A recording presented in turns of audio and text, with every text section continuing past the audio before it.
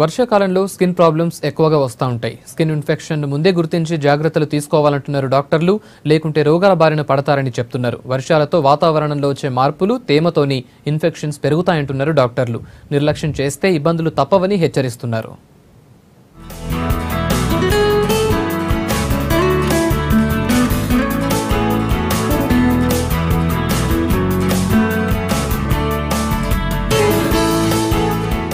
వర్షాకాలంలో వాతావరణంలో వచ్చే మార్పులు, తేమ కారణంగా స్కిన్ ఇన్ఫెక్షన్స్ ఎక్కువగా వస్తుంటాయి.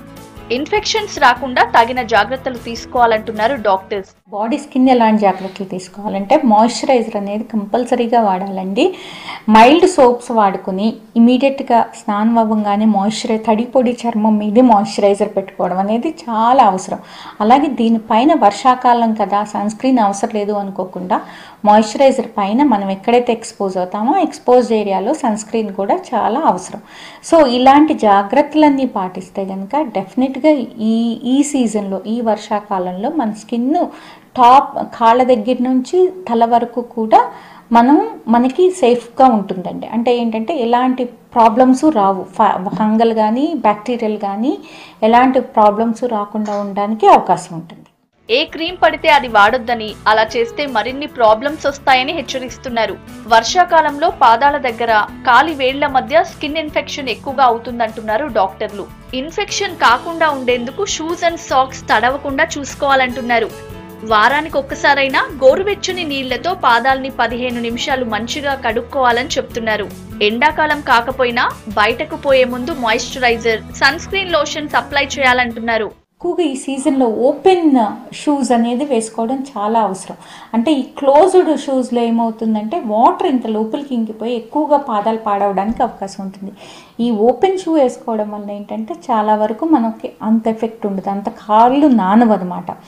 అలాగే తర్వాత ఏంటంటే దీనికి ఈ క్రాక్స్ ఎక్కువగా ఉన్న వాళ్ళు ఎలాంటి పద్ధతులు పాటించాలి అంటే గోరువెచ్చని వాటర్లో టబ్లో పెట్టుకుని దానిలో కొంచెం మైల్డ్ క్లెన్సర్ వేసుకుని పాదాలు ఒక 10 నిమిషాలు నాననిచ్చి తర్వాత ప్యూమిక్ స్టోన్ తోటి దాన్ని చేసి శుభ్రంగా తుడుచుకుని మాయిశ్చరైజర్ రాసుకోవడం అనేది చాలా మంచి పద్ధతి అండి. అలా కనీసం వారానికి ఒక్కసారన్నా చేయాలి.